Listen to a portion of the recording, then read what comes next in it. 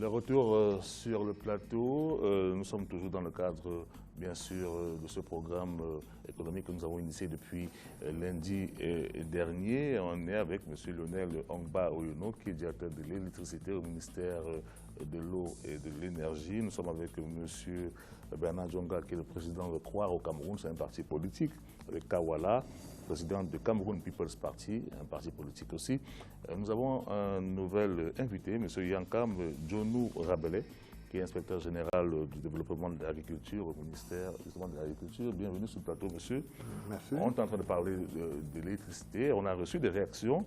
Il y a Alphonse qui dit « Notre pays est riche, pourquoi nous souffrons ?» Bon, là, on ne va pas répondre, ça, c'est pas facile.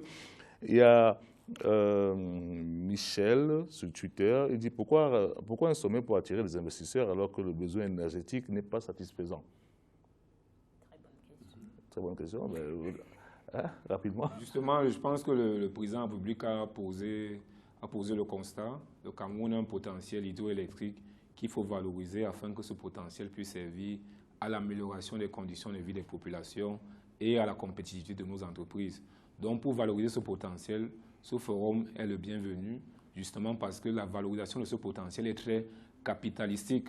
Monsieur Ngongan l'a dit d'entrée de jeu de cette émission. Un projet comme Natigal Amont, qui doit être entré en service à l'horizon 2021 et qui a été prévu par le plan de développement du secteur de l'électricité, vous l'avez dit, ça coûte 660 milliards. Imaginez un seul instant que ces 660 milliards doivent être issus du budget de l'État.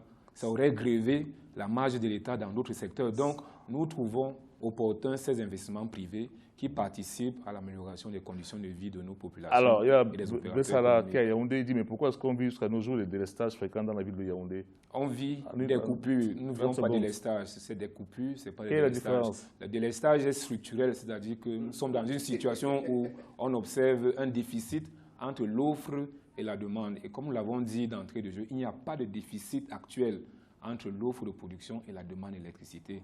Et il y a des incidents qui interviennent sur le réseau de transport, parce que le constat a été posé, il est vétuste et il est surchargé. Donc, les coupures que nous observons dans nos différentes villes sont liées à la vétusté du réseau de transport, mais l'État a déjà décidé de le réhabiliter par l'injection de 924. Lui, Bertrand, qui dit comment le Cameroun traduit sa politique énergétique avec les résolutions de la COP21.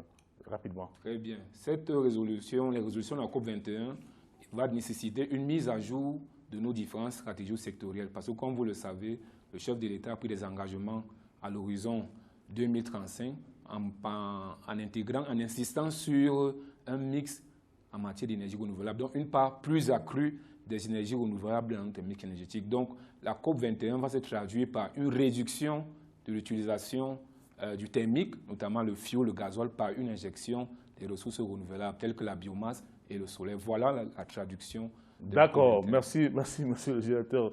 Au moins là c'est limpide. Les experts sont formels, monsieur et dames.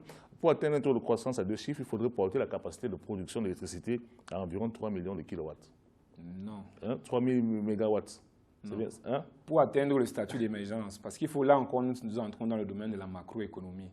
C'est-à-dire que le statut de l'émergence, tel que cela est contenu dans le DSE, qui est issu de la vision 2035, nous donne un profil du taux de croissance à l'horizon 2035. C'est ce taux de croissance, 6,53% entre 2011 et 2035, qui a servi de base à notre plan de développement et qui nous donne une production d'environ 6 000 MW à l'horizon 2035. Donc, quels seront les besoins? Les besoins, à quel horizon? Parce que là, il faut non, à l'horizon 2035. Très bien. Selon le scénario où les besoins d'électricité sont de 6 000 MW sur la base d'un taux de croissance de 6,53%. Monsieur Yankam, votre réaction par rapport à cela? Vous venez d'arriver, il faut quand même que vous soyez la bienvenue. Merci, merci. Non, je pense que le problème que nous vivons aujourd'hui, comme l'a expliqué l'expert en électricité, je crois que c'est un problème simplement de vétusté du réseau de lignes de transport et que le gouvernement est en train de prendre toutes les dispositions nécessaires pour pouvoir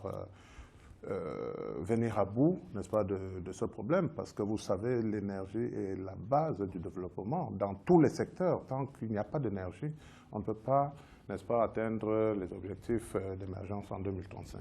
Alors, Mme Kawala, justement.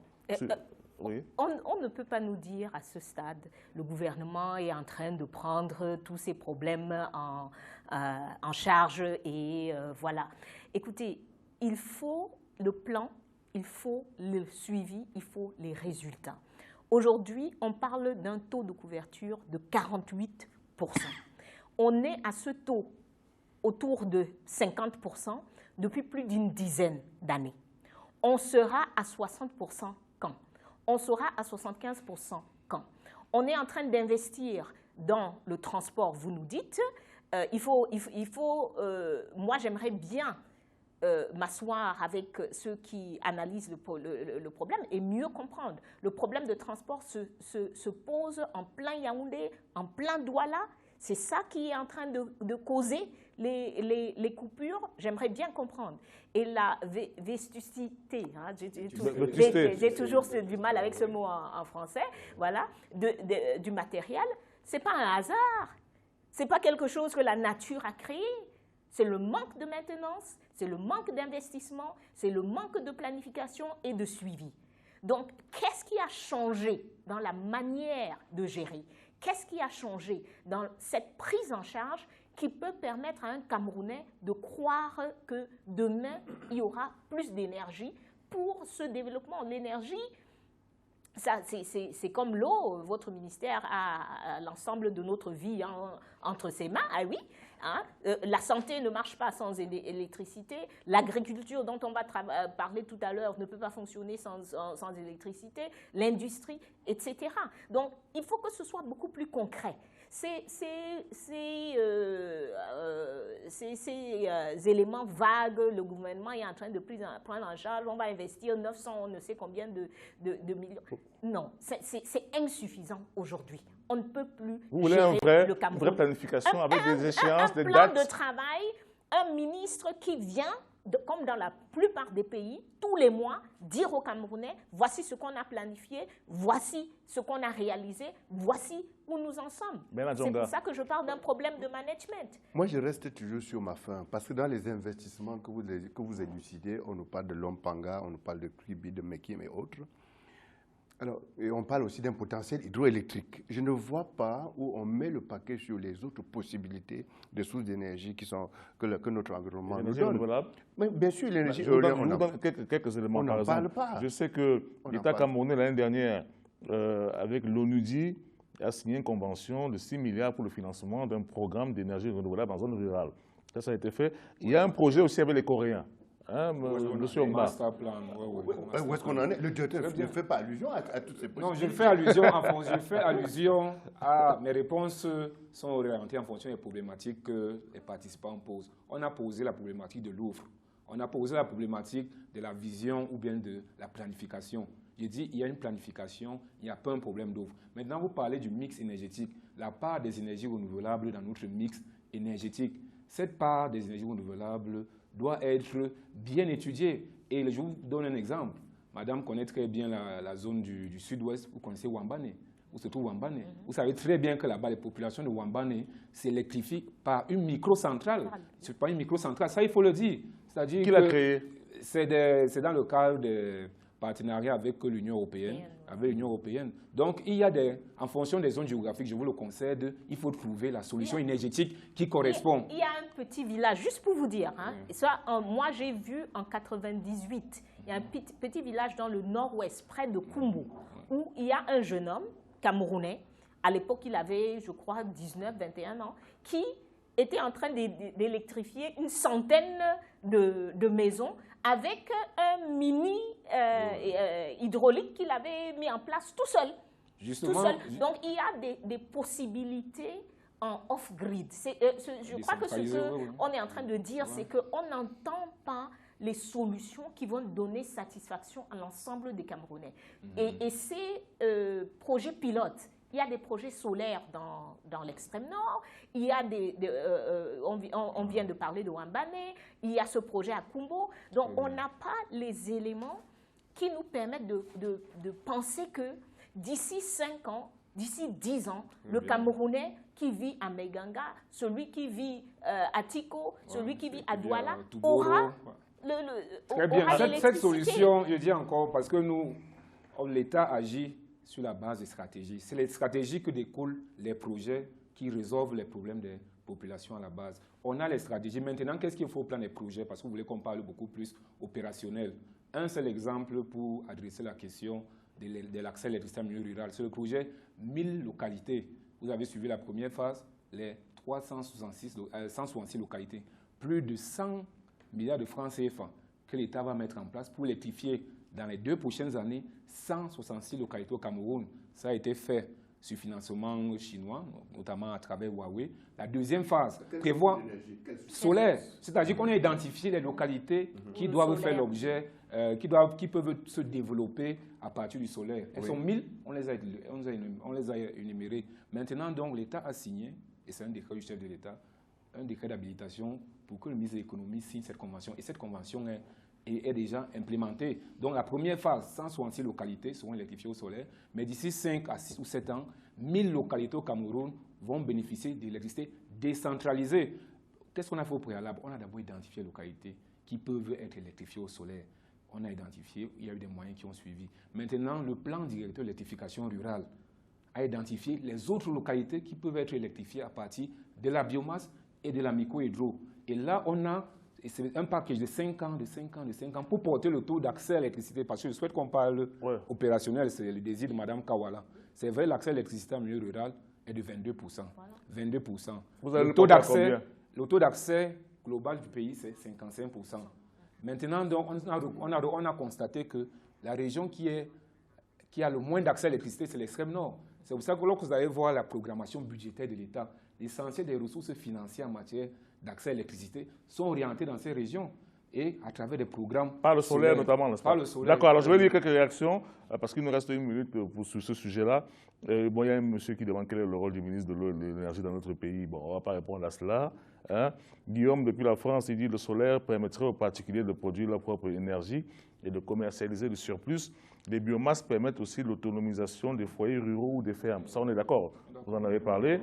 Il y a Franck qui dit, mais j'aimerais qu'il nous fasse comprendre pourquoi des arrondissements qui disposent d'un barrage comme celui de Galim dans les Bamboutous n'ont pas d'électricité. Oui, il va loin. Son loulou, Edea.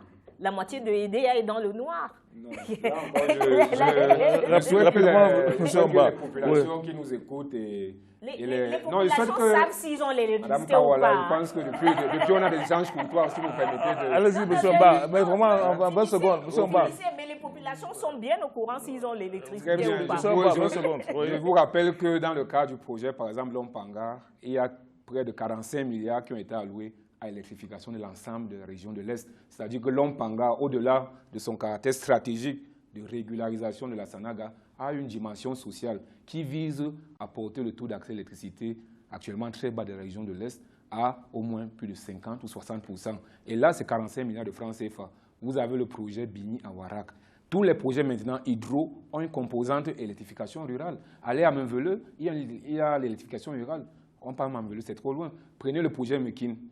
Le projet Mekin vise à, entre autres, à satisfaire l'ensemble des départements, l'ensemble des arrondissements du département, par exemple, du Djellabo, en matière d'accès à l'électricité. Donc, aujourd'hui, la dimension... Il y a l'électricité, madame. Bon, alors, je continue à lire les réactions avant qu'on s'arrête là. Fouda Abanda, il dit notre problème, ce n'est pas la production d'électricité, mais plutôt la distribution. La solution est la libéralisation de ce secteur afin d'avoir plusieurs distributeurs. C'est la monopolisation par un seul opérateur qui crée toutes ces souffrances-là. Wilfried, j'aimerais savoir pourquoi est-ce que le Cameroun ne s'entête qu'à construire des barrages hydroélectriques. Monsieur Bongan, je sais qu'on est à la conclusion, mais on ne pourrait pas avoir ce propos comme conclusif parce que le Cameroun a libéralisé le secteur électricité depuis 1998 et l'a réitéré à travers la loi de 2011. Aujourd'hui, vous avez plusieurs opérateurs dans le secteur électricité. Donc, on est parti d'un monopole public en 1998 vers une libéralisation en 2016 aujourd'hui. Donc, nous ne souhaitons pas que les opérateurs économiques et les populations qui nous écoutent retiennent qu'on n'a pas libéralisé. Et pour preuve, le projet de 420 MW, que j'aime beaucoup, que vous avez cité d'entrée de jeu, est développé par un partenaire privé, EDF. Et on va plus loin, le projet Makai dans le Nyon Ekele, pour les populations Nyon Ekele qui nous suivent. C'est des Américains et c'est des Marocains qui vont développer ce projet. Plus de 500 milliards de francs CFA. On a KPDC, c'est des Américains. Nous avons un barrage sur le Faro. C'est des Chinois en mode partenariat public-privé.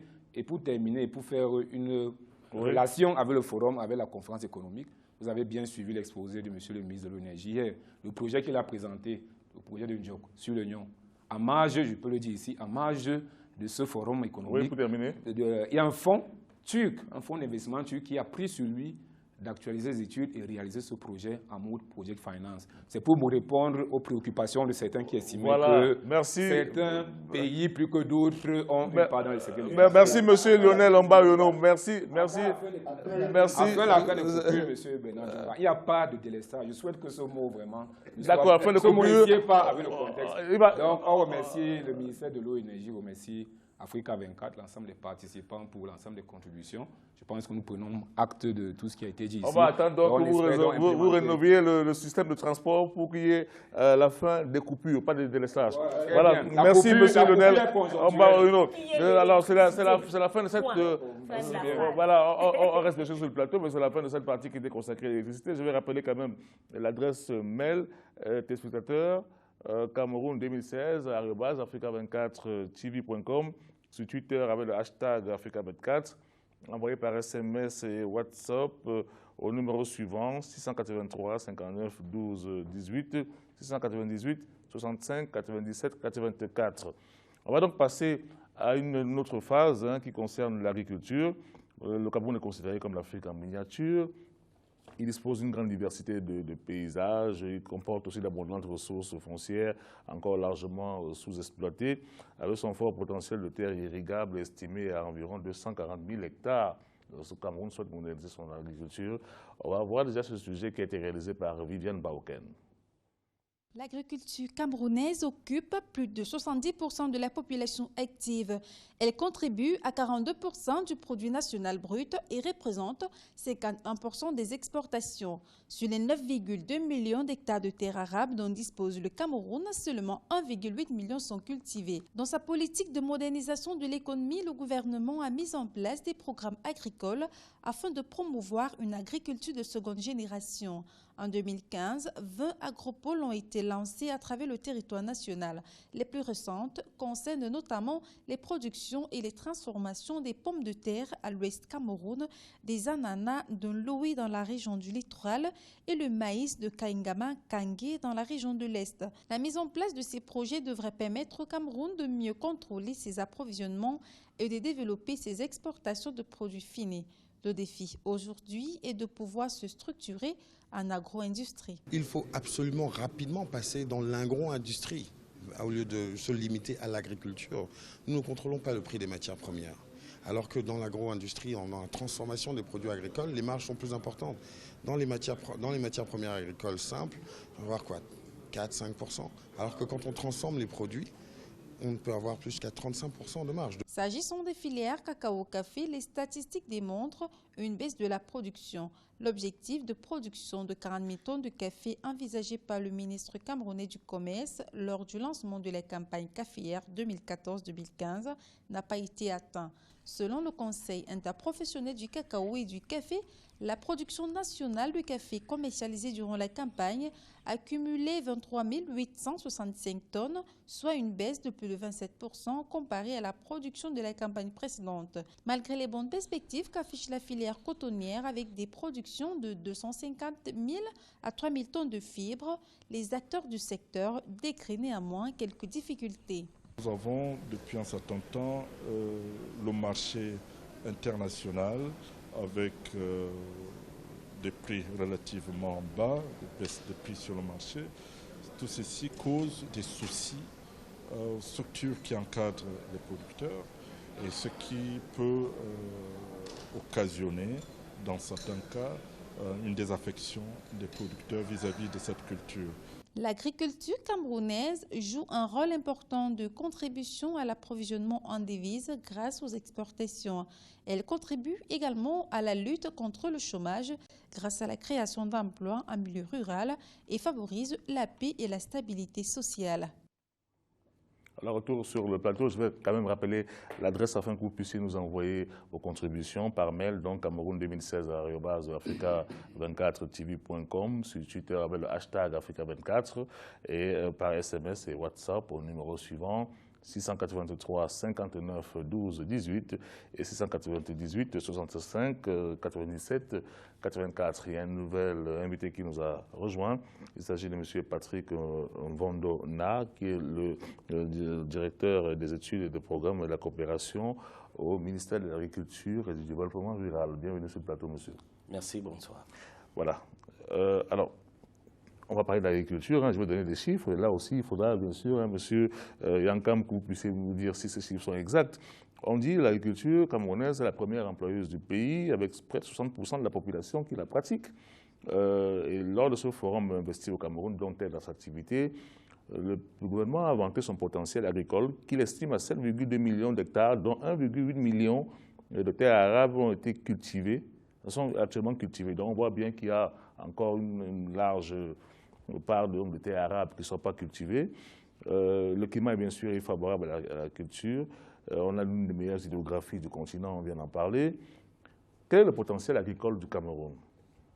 Quand on dit potentiel agricole du Cameroun, je veux dire, est-ce que, par exemple, sur le plan des denrées, enfin, ce qu'on consomme tous les jours, est-ce que le Cameroun arrive à nourrir sa population de manière complète? Oui, disons que pour le moment, on est pratiquement, n'est-ce pas, à des niveaux d'autosuffisance alimentaire assez appréciables au Cameroun. On ne va peut-être pas dire que chaque Camerounais mange à sa faim, mais quand même, si vous parcourez les marchés, n'est-ce pas, que ce soit les marchés ruraux, que ce soit les marchés urbains, vous verrez quand même qu'il y a de la nourriture et que la situation va en s'améliorant. Je dois dire ici que nous ne nous contentons pas de l'autosuffisance alimentaire, parce qu'il faut produire plus pour vendre sur les marchés extérieurs et rapporter quelques devises. Et c'est ce que nous attelons à faire au ministère de l'Agriculture depuis... C'est-à-dire que c'est une agriculture qui est non seulement tournée vers la consommation interne, mais vers la consommation externe. Voilà. Monsieur Patrick Mvondo, il y a eu 20 agropoles. Dans le reportage tout à l'heure, ma collègue en a parlé, 20 agropoles qui ont été créés. C'est bien ça. On va parler de 20 agropoles. Vous pouvez nous expliquer ce que c'est exactement? Est-ce que ça vise à pouvoir booster la production? De quoi s'agit-il exactement quand on parle d'agropole? Merci de me donner la possibilité d'en parler. En fait, un agropole, le concept, il s'agit d'identifier des bassins de production dans lesquels, n'est-ce pas, on va trouver ce que nous appelons un promoteur d'agropole qui a un projet et tout autour de lui, n'est-ce pas, gravitent donc des producteurs satellites pour qu'on puisse développer des activités de production, des activités de transformation, des activités de commercialisation pour pouvoir donc prendre en compte toute la chaîne de valeur, n'est-ce pas, dans des filières qui ont été identifiées, qui ont été concernées. Il y en a 20, hein, pour l'instant. Il y en a 20, oui. Qui sont en cours. Alors, Bernard Djonga, vous qui êtes ingénieur agronome et qui êtes un expert de ce domaine-là, comment est-ce que vous jugez plus ou moins ces pôles-là, ces agropoles? Disons que c'est un domaine qui, heureusement, ce n'est pas à autrui de juger. On constate. Vous voyez, on vit, on ne peut pas le nier, une période où les gens se sont plaints de la cherté de la vie. On ne peut pas dire non. Pas plus. L'année passée, on a enregistré un taux d'inflation de 3,2%, même par rapport au vivrier. On ne peut pas nier cela. On vit un contexte où la quantité de vivres importés croît de plus en plus. On ne peut pas dire non à ça. On vit un contexte où la capacité de production nationale baisse. Mais on ne peut pas dire non à ça. On vit un contexte où le potentiel, c'était un mot qu'on a utilisé tout à l'heure, le potentiel agricole camerounais est extrêmement sous-exploité. On ne peut pas dire non à ça. On vit un contexte où le potentiel emploi que l'agriculture pouvait donner à nos jeunes est sous-exploité. Et le chômage ne fait que grandir. On ne peut pas dire non. J'aurais besoin de souhaiter qu'on parle de taux d'autosuffisance alimentaire. Quand on parle de taux, c'est un chiffre. On ne donne aucun chiffre par rapport au taux d'autosuffisance alimentaire du Cameroun aujourd'hui. Vous pensez qu'il n'y a pas d'autosuffisance alimentaire? Mais absolument pas, il n'y en a pas. Le taux de dépendance alimentaire au Cameroun ne fait qu'augmenter. Ce n'est pas de la fabulation. On est dans un domaine où on vit du concret. Alors, je prends l'exemple du riz. Dans ces 3 dernières années, l'importation du riz au Cameroun, aujourd'hui, si vous voulez l'année 2015, où nous avons les chiffres, on caracole autour de 550 000 tonnes de riz importées. C'est une réalité. Et quand je prends ce taux d'importation, que je compare avec la capacité de production, qui tourne autour de 180 000 tonnes, c'est une réalité. Donc, pourquoi j'insiste dessus? On vit un domaine où les chiffres parlent, le niveau de vie, on touche la qualité de vie des gens et ça parle. On ne peut pas tricher avec cela. Allez voir sur le marché. Allez voir sur le marché. Est-ce que le prix du kilogramme de maïs, est-ce que le prix du kilogramme du pistache, est-ce que le prix du kilogramme d'haricot a diminué? Je vous dis non. Alors, il y a une chose pire que vous ne réalisez même pas. Aujourd'hui, à Kumba, j'y étais il y a 4 jours. On achète la boîte de pistache à 200 francs. Et c'est extrêmement moins cher. Ce pistache vient du Nigeria. Mais je n'ai pas fini. Ce pistache vient du Nigeria. C'est à côté du pistache produit au Cameroun qui est vendu à 450 francs. C'est la réalité. Mais allez voir sur le marché du Fundi. Mais à l'heure où je vous parle, il y a encore des camions qui s'alignent pour pouvoir vider leur cargaison d'oranges. C'est des oranges qui viennent du Nigeria. On ne peut pas dire non à ça. Alors, voilà la situation. Avant qu'on ne passe la parole à Mme Kawala, justement, ce que vient de décrire M. Bernard Dionga, il estime qu'il y a un problème entre les chiffres officiels et la réalité sur le terrain. Le Cameroun n'est pas autosuffisant. Il y a une augmentation du prix de certaines denrées. Notamment, on voit des importations qui arrivent du Nigeria, pays voisin. Alors, bon, d'abord, je n'ai pas entendu beaucoup de chiffres officiels. Je pense que ce que M. Dionga vient de décrire, comme il dit, c'est une réalité. Parmi 9 Camerounais sur 10 travaillent dans l'informel au Cameroun. 9 Camerounais sur 10 qui travaillent dans l'informel. Sur les 9 qui travaillent dans l'informel, environ 50% sont des agriculteurs et des agricultrices. Ils sont les travailleurs les plus pauvres. Ils sont les travailleurs les plus pauvres. Là, je parle des études de l'État camerounais. Ils font une étude qui s'appelle ECAM et qui est régulièrement mis à jour. Donc, on a, parmi cette grande masse de travailleurs qui sont les agriculteurs, on a un taux de pauvreté qui est extrêmement élevé. Je crois que le problème de autosuffisance alimentaire peut venir de la distinction qui est faite aujourd'hui. On ne parle plus en fait seulement d'autosuffisance alimentaire, mais nutritionnelle. Parce que les gens peuvent avoir une qualité de nourriture ou, notamment pour les enfants, où ça va affecter non seulement leur croissance, mais leur capacité de réflexion, leur capacité à performer au niveau de l'école. Aujourd'hui, dans la plupart des pays, le ministère de la Santé et le ministère de l'Agriculture travaillent côte à côte ensemble pour mesurer comment est-ce qu'on est en train d'évoluer sur le plan nutritionnel. Donc l'agriculture au Cameroun est malheureusement comme la plupart de nos domaines. On en parle, je suis certain qu'on va nous dire qu'il y a des plans, il y a des plans et il y a des plans. Nous, chaque année, on entend les plans, mais on n'a pas les résultats. Vous avez choisi votre reportage. Moi, je vais vous dire, j'ai vu un autre reportage avant d'arriver ici sur une chaîne. C'était les chefs de l'Ouest qui se réunissaient pour dire il y a eu tellement de projets agricoles, il y a eu tellement d'investissements, mais l'investissement n'arrive pas jusqu'à nos villages. Alors, on se retrouve dans quelques minutes, Mme Kawala. On prend un public publicitaire et on revient pour la troisième partie. Vous aurez l'occasion de revenir là-dessus. On se retrouve dans quelques minutes, s'il vous plaît.